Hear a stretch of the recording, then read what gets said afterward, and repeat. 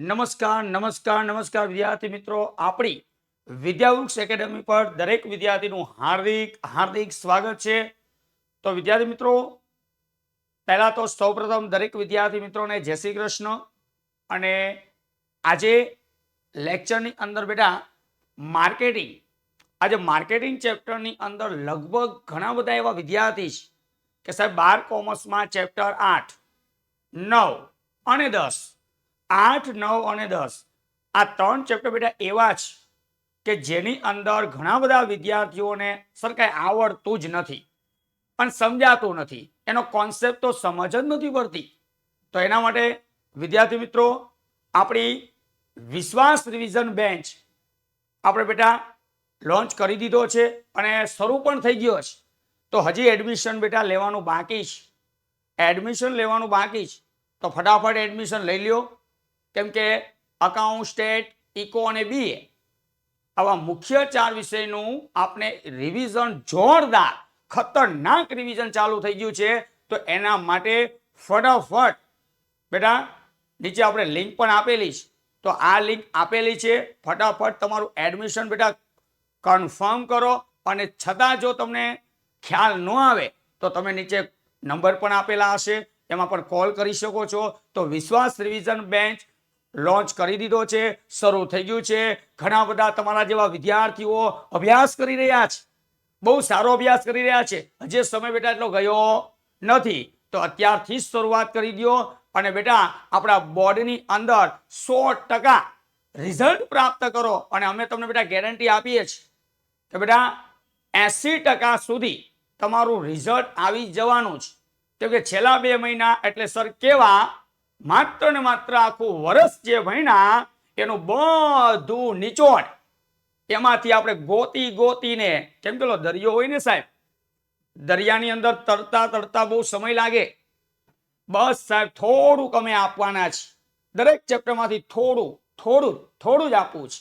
અને થોડું થોડું આપણે કરશું ને એટલે બોર્ડમાં બેટા તમારું 100% રિઝલ્ટ આવવાનું છે. સાહેબ 1-2 વિષયમાં નહીં, અકાઉન્ટ, સ્ટેટ, ઇકો અને બીએ આ 4 વિષયની અંદર, અને માત્ર 499. અને સાથે તો આપણા સર વિશ્વાસ પેપર સેટ, બેટા વિશ્વાસ પેપર સેટ એ પણ આપણે અહીંથી તમને આપવાના છે.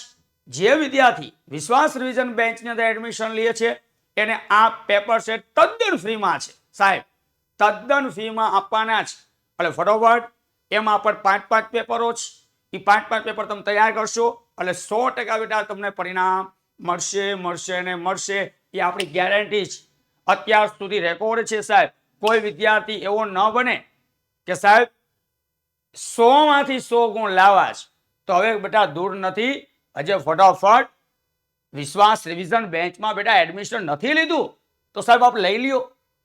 સમય હજે ગયો નથી, હજે તો માત્ર ને માત્ર ડેમો લેક્ચર ગયા છે, યુટ્યુબ ઉપર આપ જોઈ શકો છો, મૂકેલા છે, યુટ્યુબ ઉપર મૂકી દીધા છે. તો ફટોફટ વિશ્વાસ રિવિઝન બેન્ચમાં એડમિશન લઈ લ્યો. અને આપણે આવા જ સવાલો એની અંદર ભણાવવાના છે. અને ખતરનાક, ખાલી ઉપર આપણે કરાવવાના નથી, એ પણ તમને કહી દો, ડિટેલમાં વ્યવસ્થિત સમજાવવાના છે. એક ટોપિકનો કોન્સેપ્ટ સારી રીતે સમજાય. જો કંઈક સમજાય તો લખાય, સમજાય ને લખાય ક્યાંથી? ઓકે સાહેબ, બીએમાં તો મુદ્દા જ આવે, મુદ્દાની સરસ મજાની રમૂજી ચાવી, એટલે આ રમૂજી ચાવી હું તમને આપવાનો છું. તો એના માટે વિદ્યાર્થી મિત્રો ફટાફટ વિદ્યાવૃક્ષ એકેડમી સાથે જોડાયેલા રહો. અને આ યુટ્યુબની અંદર તમને 12 કોમર્સમાં માર્કેટિંગના ચેપ્ટર મળી જશે.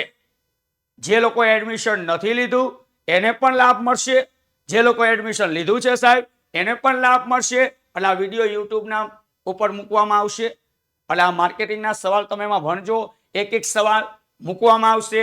ચેપ્ટર 8, 9 અને 10, 8, 9 અને 10 આ 3 ચેપ્ટર તમારા માટે યુટ્યુબ ઉપર અમે લઈને આવી રહ્યા છીએ.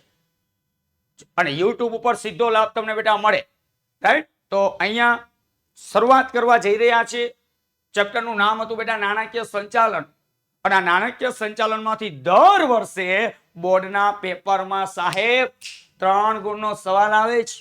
એટલે આ 3 ગુણ લાવવાના છે. બોર્ડના પેપરમાં અને 3 ગુણ બેટા તાર લાવવા હોય ને તો મને એટલી ખબર પડે સાહેબ, હું તને માત્ર ને માત્ર બેટા 4 સવાલ કરાવવાનો છું સાહેબ, 4 સવાલ. અને એ 4 સવાલ કયા, પહેલા હું અહીંયા નામ લખીશ અને આપણે યુટ્યુબના માધ્યમ દ્વારા જ તેનો એક સવાલનો અભ્યાસ કરવાના છીએ. અને એ 4 સવાલ તે કરી નાખ્યા ને બેટા તારા 3 ગુણ પાક્કા સાહેબ. 3 ગુણ આવી ગયા એટલે ચેપ્ટર નંબર 8 માંથી દર વર્ષે 3 ગુણનો સવાલ પૂછાય. ચાલો એની ચિંતા વહી ગઈ. તો શરૂઆત કરીએ. પહેલા માત્ર પ્રશ્નોની યાદી આપું છું અને પછી આપણે એક પ્રશ્ન તમને વેરી ખતરનાક સવાલ સમજાવવાના છે. ચાલો શરૂઆત કરીએ. બેટા પ્રશ્ન નંબર 1, આપણે બેટા તમને આપણા યુટ્યુબની અંદર નાણાકીય સાહેબ સંચાલનના શું મૂકેલા છે બેટા હેતુઓ જોઈ લેજો. સંચાલનના હેતુઓ મૂકેલા છે.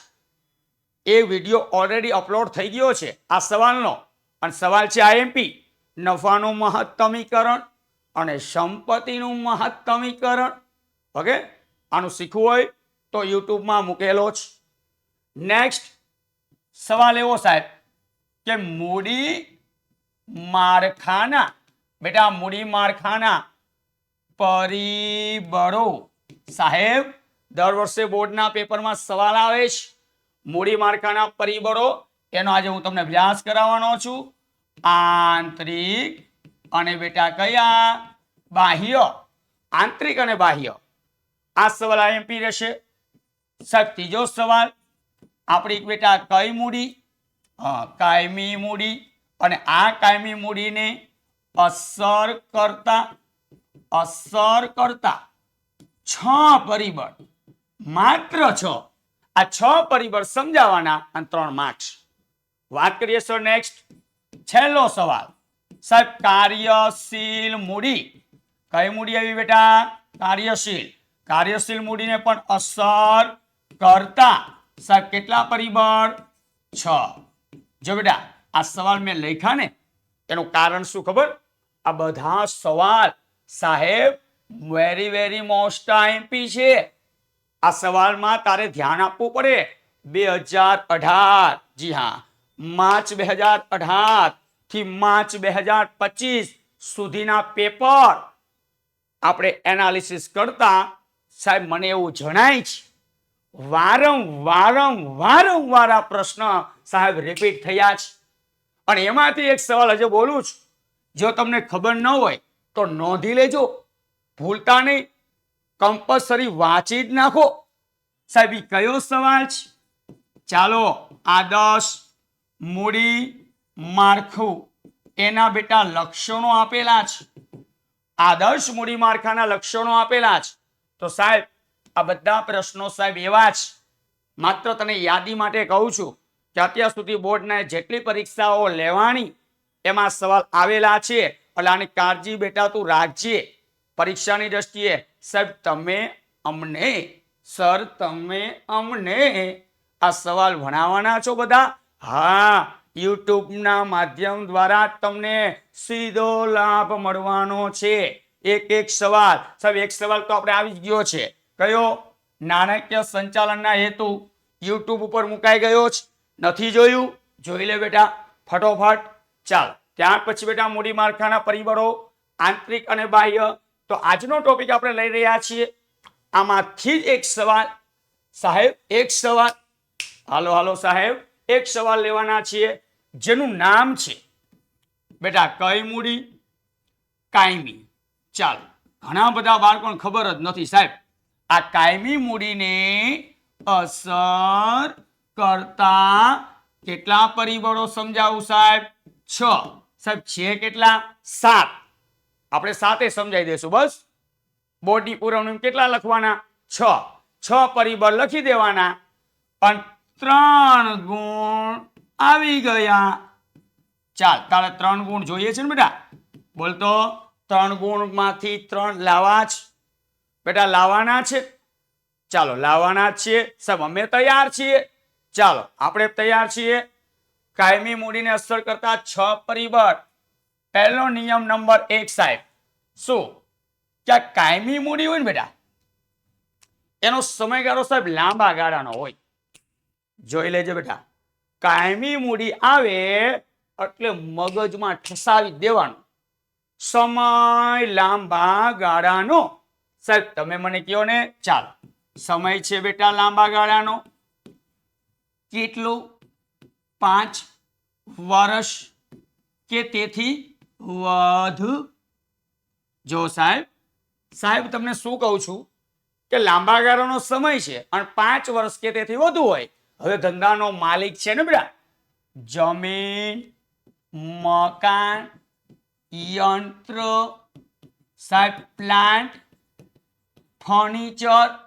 અહીંયા ધ્યાન આપજો, જમીન, મકાન, યંત્ર, પ્લાન્ટ અને ફર્નિચર, આ બધી કાયમી મિલકત, કાયમી મૂડી. જો સાહેબ યાદ રાખો બેટા, જમીન, મકાન, યંત્રો, પ્લાન્ટ, ફર્નિચર, આ બધી કઈ બેટા? કાયમી. હવે આમાં ધંધાનો માલિક રોકાણ કરે છે તો સાહેબ ઘણીવાર ધંધાના માલિકને મૂડીની જરૂર વધુ પણ પડતી હોય છે, ઘણીવાર ઓછી પડતી હોય છે. વધુ અને ઓછી એટલે એના માટે તો આ પરિબળો શીખવાના છે.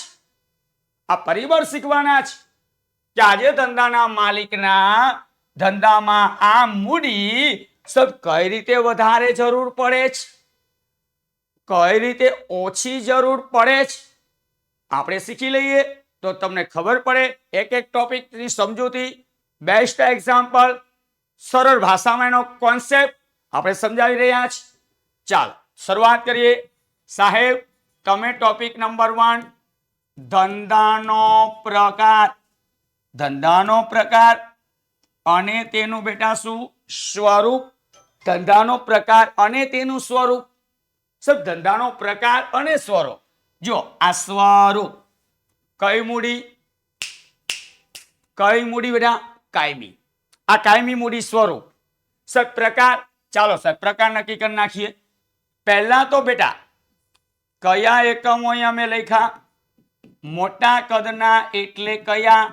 ઔદ્યોગિક એકમ, એટલે વસ્તુનું ઉત્પાદન કરીને વેચાણ કરતા હોય.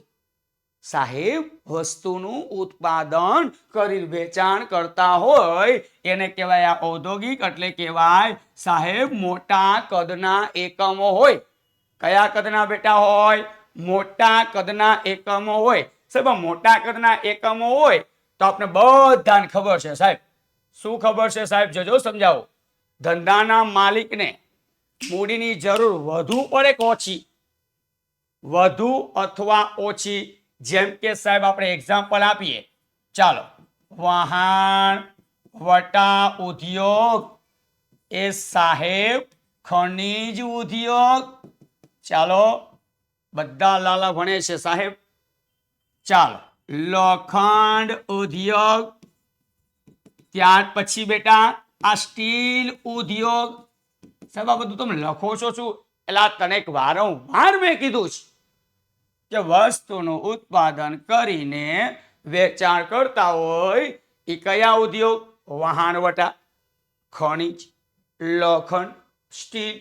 હવે આમાં ધંધાના માલિકને સાહેબ કાયમી મૂડીની જરૂર કેવી પડશે સાહેબ?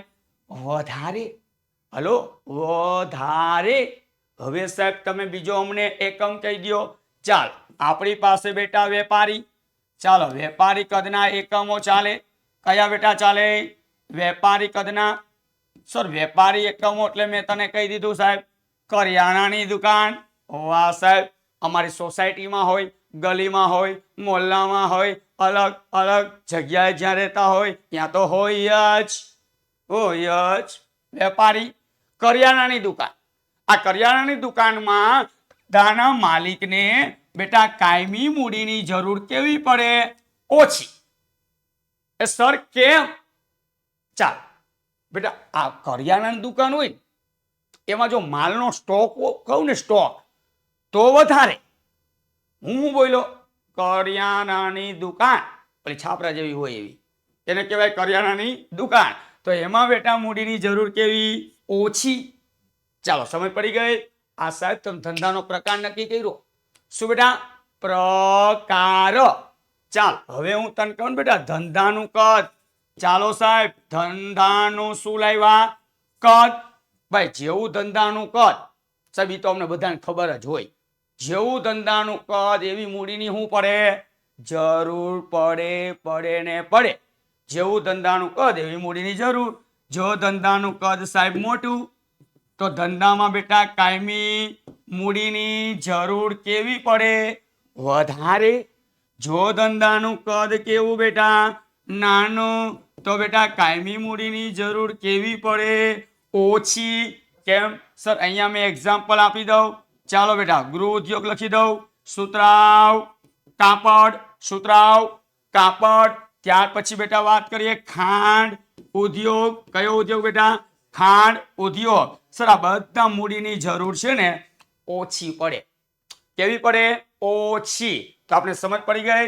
આને કહેવાય ધંધાનું કદ. નેક્સ્ટ બેટા આપણે જોવા જઈએ સાહેબ. જોજો બેટા નેક્સ્ટ એક એક ટોપિક સમજવાનો બેટા પ્રયત્ન કરીએ તો વધારે ખબર પડે.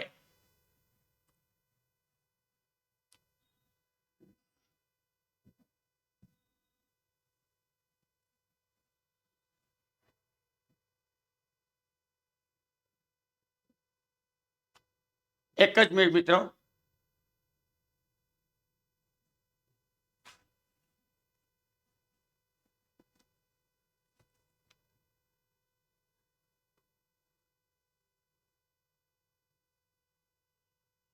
ચાલો આપણે વાત કરી છે ધંધાનો પ્રકાર અને સ્વરૂપ.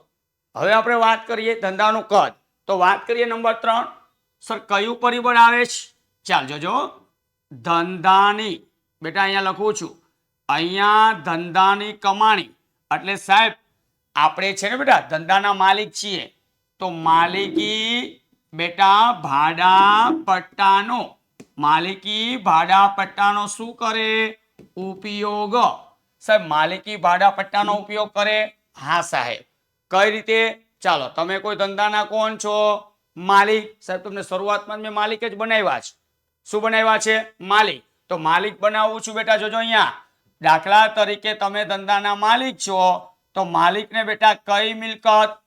કાયમી. એટલે કાયમી મિલકત. કાયમી મિલકતમાં બેટા સમયગાળો કેવો હોય? લાંબા ગાળાનો 5 વર્ષ કે તેથી વધારે. જેમ કે વાત કરીએ સાહેબ જમીન. ચાલો સાહેબ મકાનો. સાહેબ યંત્ર ફર્નિચર આપણે અગાઉ કીધું હતું. પછી બેટા યંત્રો આવી ગયા, ફર્નિચર આવી ગયું. પછી બેટા લેવું હોય તો પ્લાન્ટ. આ બધી કઈ મિલકત? કાયમી. સભા કાયમી મિલકત. અને આ કાયમી મિલકતમાં કોઈ ધંધાનો માલિક બેટા ભાડા પટ્ટાથી. એટલે ભાડા પટ્ટાથી એટલે બેટા હપ્તે. એટલે હપ્તેથી બેટા એનો શું કરે? ઉપયોગ. તો કાયમી મૂડીની જરૂર કેવી પડે? ઓછી. કેવી બેટા? ઓછી. એ તો આપણે ખબર પડી જાય સાહેબ. હપ્તેથી આપણે ઉપયોગ કરીએ તો ઓછી.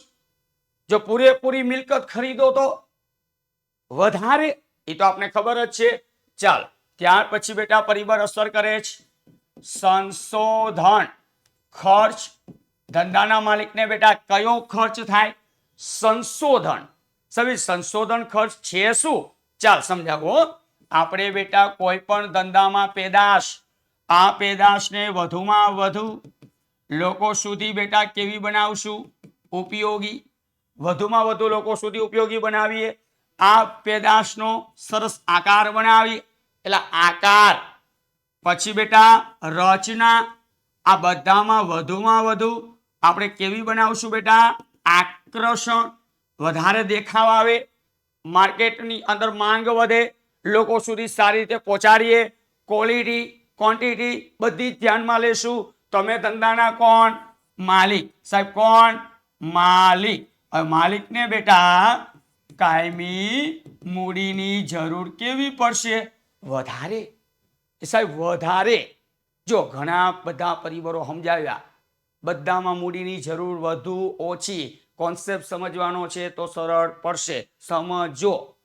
આ સવાલ ગોખીને નહીં આવડે. ગોખણનું જ્ઞાન હવે ચાલે નહીં. ચાલો ત્યાર પછી સાહેબ આજના સમયમાં આવી અદ્યતન ટેકનોલોજી. જો સાહેબ કઈ ટેકનોલોજી આવી સાહેબ? અદ્યતન ટેકનોલોજી. આધુનિક સમયમાં આજે લોકો ધંધો કરે છે એ બેટા ટેકનોલોજીનો બહુ ઉપયોગ કરે છે. કેમ કે હવે હાર્ડવર્કની જગ્યાએ કેવું કામ છે? Smart work. અને સ્માર્ટ વર્ક આજના 21મી સદી, જી હા 21મી સદીમાં આધુનિક યુગ કહી શકાય. હરેક ધંધાઓ ચાલતા હોય એ આજે ટેકનોલોજી ક્ષેત્રે ખૂબ આગળ વધી રહ્યા છે. તમે પણ ટેકનોલોજીનો ઉપયોગ કરો. ખૂબ સારી ટેકનોલોજી આવી ગઈ છે આજના સમયમાં. જો વિચાર કરો સર, અત્યારે આપણા સોશિયલ મીડિયા સમક્ષ આ બધું તમને અત્યારે એજ્યુકેશન અમે પ્રોવાઈડ કરીએ છીએ. તમારા ઘરના આંગણે સાહેબ, ઘરના આંગણે તમને આ બધી સુવિધા મળે છે. તો ઘણા બધા વિદ્યાર્થીને લાભ નથી લેવો. લાભ લેવો જ નથી. ઘરે મોબાઈલ છે, મુકેશ કાકાનું 299, 699, 399 મહિનો થાય, પૂરું થઈ જાય, પાછું કરાવી લે. એટલે ઉપયોગ શું કર્યો? ઉપયોગ એટલે જ હું કહું છું આધુનિક સમયમાં જો આપણા ઘરના આંગણે આવા સરસ મજાના વિડીયો મોસ્ટ આઈપી આવતા હોય તો લાભ લેવાય કે ન લેવાય? એટલે જ કહું છું બેટા આ ટેકનોલોજીનો સમય છે. સોશિયલ મીડિયાનો ભરપૂર ઉપયોગ થાય છે. ખૂબ સુવિધાઓ સારી છે. બહુ સુવિધા સારી આવે છે. આ સુવિધાનો લાભ ક્યાં લેવો ક્યાં ન લેવો જો એટલું આવડી જાય ને બેટા, એટલે 5 નહીં તમે 10 દાદર આગળ વધી ગયા. પણ આ કરવાનું છે. પણ ઘણા બધા છોકરા આજે ખબર જ નથી, હજે ઘણા હુતા છે. એટલે આ બોર્ડની પરીક્ષા નજીક આવી ગઈ, ગણતરીના દિવસો જ બાકી છે. હવે જાગી જવાય. ઓકે, જાગી જવાનું છે બેટા. એટલે આજના સમયમાં જેમ સમય, જો બેટા સમય કોઈ દિવસ સ્થિર નથી રહેતો. સમય છે ને બેટા આગળ આગળ આગળ વધે છે. સમય કેવો બેટા? આગળ આગળ વધે છે. પણ આગળ વધે એટલે સાહેબ ટેકનોલોજી એટલે એમાંય ફેરફાર થાય. હા સાહેબ, પેલા કયા યંત્રો બેટા ચાલતા હતા? જૂના. જૂના કેવા? જૂના. જૂનાની જગ્યાએ હવે કેવા? નવા. એ નવા. વાહ સાહેબ, જૂનાની જગ્યાએ હવે લેવા કેવા પડે? નવા. હવે નવા તમે ધંધામાં ખરીદો તો સાહેબ ધંધાના માલિકને કાયમી મૂડીની જરૂર કેવી પડે? વધારે. આવડી ગયું કે ન પડે? ચાલો સમજાઈ ગયું છે. આગળ મિત્રો સરસ મજાનો ટોપિક આવી રહ્યો છે. થોડાક આપણે નેક્સ્ટ આગળ વધીએ. સર, સરકારી બહુ મહત્વનો ટોપિક છે સાહેબ. આમાં છોકરા બહુ જ ભૂલ કરે છે. આ ટોપિક સમજતા જ નથી. જોજો આ સમજવા જેવો ટોપિક છે. સરકારી મદદ અને બેટા કરવેરાની નીતિ. સરકારી મદદ અને કરવેરાની નીતિ.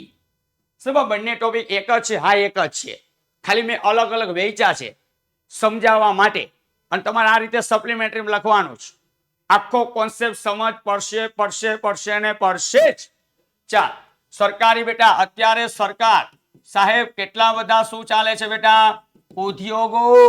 અને આ ઉદ્યોગોને સરકાર આજે બેટા શું આપી રહી છે? અમુક પ્રકારનું પ્રોત્સાહન, ઉત્તેજન આપે છે. સરકાર આવા ઉદ્યોગોને ચલાવવા માટે બેટા છે ને આવા ઉદ્યોગોને સારી રીતે ચલાવવા ઘણી બધી બેટા ગ્રાન્ટ પસાર કરે છે. અમુક પ્રકારની બેટા સબસિડી આપે છે. એટલે સબસિડી નહીં, સબસિડી સરકાર આપે છે. અને સાથે સાથે સાહેબ સરકારી જમીન. બેટા સરકારી જમીન તો ઘણી બધી છે. આ જમીન સરકારી છે ને બેટા, એને ખેડવા, સરકારી જમીનને ખેડવા અત્યારે સરકાર છે ને બેટા જોજો આપણે સરસ મજાની મદદ કરે છે. બહુ મદદ કરે છે આજના સમયની અંદર. અને બેટા એવું પણ કહે છે કે ભાઈ તમે આ જમીનનો ઉપયોગ કરીને સરસ મજાના ઉદ્યોગ બનાવો, સારામાં સારા લોકોને રોજગારી મળે. આપણા ભારતમાં ઉદ્યોગોનો વિકાસ થાય, લોકોને રોજગારી મળે, ગરીબી ઘટે, આવું બધું કંઈક થાય. અર્થશાસ્ત્રમાં ભણશો. સરકારી જમીન ખેડવા માટે મદદ કરે છે. 51% સરકારની મૂડી સાહેબ, બાકીના તમારી. આવો નિયમ છે. એટલે સરકારી જમીનનો પૂરેપૂરો ઉપયોગ સરકાર આપે છે. પણ આપણે ધંધાના જો માલિક હોય તો સાહેબ આપણા ધંધામાં કાયમી મૂડીની જરૂર કેવી પડે સાહેબ? ઓછી. એટલે સરકારે તો સપોર્ટ આપ્યો, સરકારે પૂરેપૂરી મદદ કરી છે, તો આપણે કાંઈ મૂડી મેળવવાની એટલી લાંબા ગાળા માટે જરૂર નથી. ચાલો, આ કોન્સેપ્ટ ખબર પડી. હવે ટેક્સ. સાહેબ ટેક્સની વાત કરું ને તો સાહેબ આ જૂના યંત્રો, આ પેલા જૂના યંત્રો ચાલતા ને સાહેબ, એમાં સરકારે ઘસારાની નીતિ, કઈ નીતિ બેટા? ઘસારાની નીતિ સરકારે શેમાં મૂકી? અમલમાં. સાહેબ આ ઘસારો એટલે શું બેટા? એક એક્ઝામ્પલ આપું. જો અત્યારે હમણાં અમુક થોડા વર્ષો થયા હશે, મને વર્ષ તો કન્ફર્મ નથી ખબર, પણ હું તને કહી દઉં, સરકારે છે ને સાહેબ આ 2 વ્હીલર ગાડીઓ ચાલે ને એમાં 20 વર્ષની મુદત ફિક્સ કરેલી. સાહેબ કે 20 વર્ષ સુધી આ 2 વ્હીલર ચાલશે, અને જો 20 વર્ષ પછી તું ચલાવવા જા તો ટેક્સ વસૂલ સરકાર કરે. એટલે ઘસારો, ઇન્કમ ટેક્સ વાત કરીએ છીએ, આ ટેક્સ વસૂલ કરવા માંડ્યા. આવા તો ઉદ્યોગોમાં અનેક પ્રકારના મશીનરી ટેકનોલોજીનો લોકો ઉપયોગ કરે છે, પણ અમુક બેટા એનું સીમિત છે વર્ષ. એ વર્ષ સુધી બહુ ચાલે, અને પછી એના વર્ષ પછી તમે ચલાવો તો એમાં તારે ટેક્સ ચૂકવવો જ પડે સરકારને. એટલે આપણે સમયની સાથે ચાલવાનું છે. સરકાર એના માટે આવો પ્રયત્ન કરે છે. કારણ કે જો નવું નવું સરકાર કઈ રાજ કરે સાહેબ, અમારે કેટલા રૂપિયા ખર્ચવાના, અમારે શું કરવાનું બેટા? સમય, સંજોગ અને પરિસ્થિતિ. હલો, હા, સમય, સંજોગ અને પરિસ્થિતિ, આ મુજબ બેટા આપણે બદલાવવું પડે. એટલે મેં અત્યારનો પહેલાનો જે સમય હતો ને અત્યારનો સમયમાં ઘણો ફેર છે, રાઈટ? ચાલો, એટલે જૂના યંત્રો ચલાવતા હતા, એમાં સરકારે ઘસારો નાખ્યો સાહેબ, એ અમલમાં મૂકી દીધું. એટલે મારા તમારા જેવા બધા વ્યક્તિ વિચારે સાહેબ ટેક્સ નો ભરાય. હલો, ટેક્સ નો ભરાય, એના કરતા નવા યંત્રો લઈ આવાય, અને એ પાછા સ્માર્ટ વર્ક, ઓછી મહેનતે વધારે કામ, નફો વધારે, વેચાણ, ઉત્પાદન બધું જ વધે. તો આ લાભ લેવાય કે ન લેવાય? લેવાય જ ને સાહેબ. ચાલો, આ નવા યંત્રો બધા લોકોને બેટા ખરીદવાનું આકર્ષણ વધુ કે ઓછું? સાહેબ વધુ જ લાગે. હવે લોકો બધા નવા યંત્રો તરફ જવાના છે. એટલે આપ ધંધાના માલિક છો તો આપણા ધંધામાં કાયમી મૂડીની જરૂર પણ સાહેબ વધુ પડશે. સાહેબ અહીંયા કેવી પડી? જો ઓછી, અહીંયા કેવી? વધુ. કોન્સેપ્ટ ખબર પડી? હા કે ના? હા સાહેબ, અમને સમજ પડી છે. વાત કરીએ નંબર 7, છેલ્લો ટોપિક બેટા લઈ લે, લાસ્ટ, સ્થાપના ખર્ચ. સાહેબ આ ટોપિક તમે ભણીને આવ્યા 11 કોમર્સમાં. જેમ કે આપણે ધંધાદારી વ્યવસ્થામાં ભણીને આવ્યા, વ્યક્તિ માલિકી, પોતાનો બિઝનેસ, ભાગીદારી પેઢી, પાર્ટનરશિપમાં બિઝનેસ આપણે ભણીને આવ્યા છે. આદિ માનવ વખતનો પોતાનો ધંધો હાલ્યો આવે છે.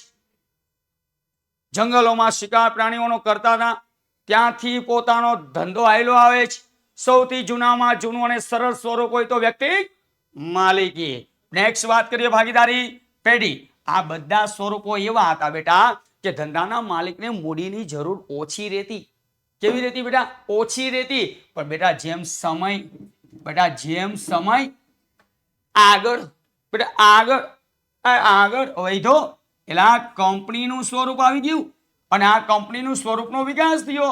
હવે કંપનીનું તમને ખબર જ છે, કાર્યક્ષેત્ર વિશાળ છે, તો આમના માટે સ્થાપના ખર્ચ વધારે લાગુ પડશે.